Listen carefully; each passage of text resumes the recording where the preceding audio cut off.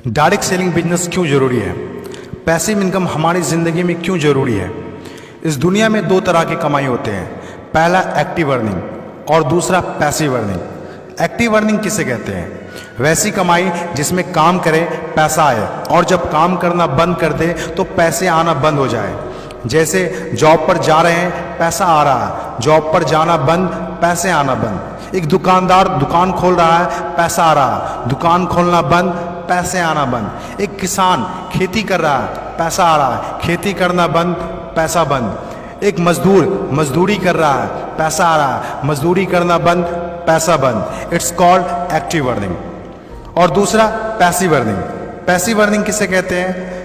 एक ऐसी कमाई जिसमें एक तय सीमा तक काम करे और उसके बाद काम ना भी करे तो भी अर्निंग होती रहे। It's called passive earning. Passive earning क्यों जरूरी है? क्योंकि आज हमारा शरीर काम कर रहा है, कल वह काम नहीं करेगा।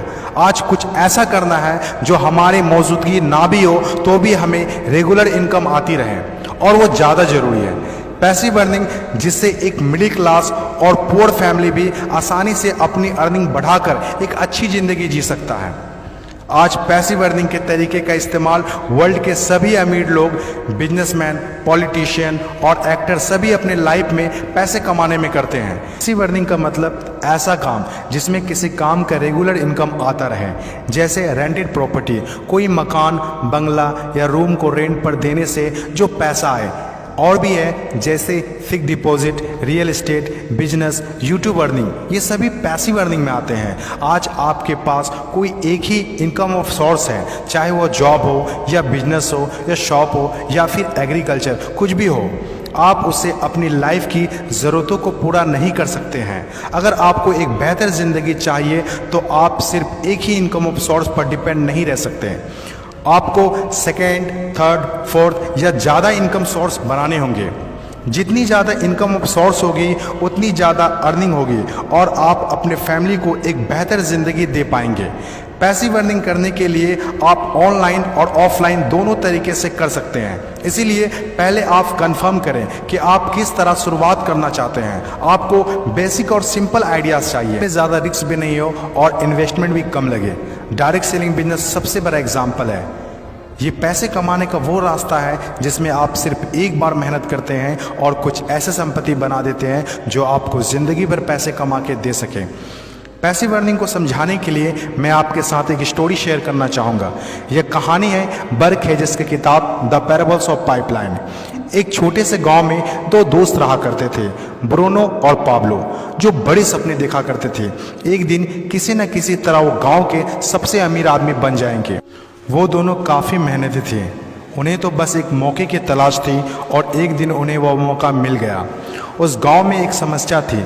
गांव वाले को पानी लाने के लिए नदी में जाना होता था और आधा दिन पानी लाने में ही गुजर जाता था। वो दोनों ने गांव वालों से बात की कि वो नदी से पानी लाकर उन्हें देंगे और उसके बदले कुछ पैसे लेंगे। गांव वालों को ये बात अच्छी लगी। अगले दिन दोनों ने एक एक बाल्टी पकड़ी और नदी की तरफ चल दिए कि हर बाल्टी के लिए 10 रुपये दिए। ब्रूनो बहुत खुश हुआ, लेकिन पाब्लो को इतनी ज़्यादा खुशी नहीं थी। पाब्लो को बाल्टी ढोने की वजह से उसके पीठ में दर्द हो रहा था और हाथों में छाले पड़ गए थे। अगली सुबह फिर से उन्हें ढोने की बात सोचकर ही दहशत हो रही थी। पाब्लो ने नदी से गांव तक पानी लाने का एक अच्छा आइडिया सोचा। जब अगली सुबह दोनों अपनी अपनी बाल्टी उठाकर जाने लगे तो पाब्लो ने कहा, ब्रूनो मेरे पास एक आइडिया है। चंद सिक्कों के बदले मैं दिन भर बाल्टी ढोने की वजह क्यों ना हम नदी से गांव तक पाइपलाइन बना दें। ब्रूनो ने कहा, पागल, हमारे पास एक बेहतरीन नौकरी है, अच्छे पैसे भी मिलते हैं जिससे हम जो चाहें खरीद सकते हैं। अपनी पाइपलाइन के आइडिया को दिमाग से निकाल दो। लेकिन पाब्लो इतनी आसानी से डिमोटिवेट होने वाला नहीं था। उसने अपने दोस्त को पाइपलाइन बनाने का आइडिया अच्छे से समझाया। हम लोग दिन के आधे समय बाल्टी ढोने का काम करेंगे और आधे समय और छुट्टियों के दिनों में पाइपलाइन का काम करेंगे। ब्रूनो ने पाब्लो की बात नहीं मानी। पाब्लो जानता था कि पथरीली ज़मीनों में पाइपलाइन बनाना आसान नहीं होगा, लेकिन पाइपलाइन बनने के बाद जो मिलेगा उससे वह इंस्पायर होकर काम करता रहा। जब पाब्लो अपना पाइपलाइन बनाता था तो गांव वाले उसकी मजाक उड़ाया करते थे, ये देखो Pablo the pipeline. Bruno Pablo से 2 गुना काम कर रहा था, इसीलिए वह 2 गुना पैसा भी बना रहा था। पहले कुछ महीने तो पाब्लो की मेहनत का कोई फल नहीं दिख रहा था, लेकिन पाब्लो खुद को बार बार याद दिलाता रहता कि कल के सपने आज के त्याग से ही होते हैं, और आखिर में वही हुआ जो होना था। पाइपलाइन बनकर तैयार हो गया।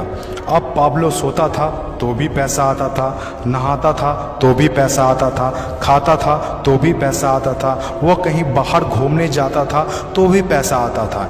जितना ब्रूनो ने 3 साल में कमाया था उतना पाब्लो ने 3 महीने में कमा लिया। गांव में जितना पानी बहकर जाता था, पाब्लो के जेब में उतना ही पैसा बहकर आता था।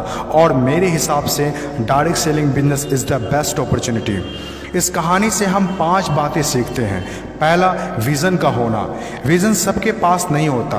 विज़न जो आंखों से नहीं सोच से देखी जाती है। इस दुनिया में 5% लोग के पास ही विज़न होता है और वही इस दुनिया में कुछ बड़ा करते हैं। दूसरा, सबसे इम्पोर्टेंट, जब भी आप कुछ हटके करेंगे तो लोग आपका मजाक उड़ाएंगे, ठीक उस पाब्लो की तरह। तीसरा, लगातार काम करना।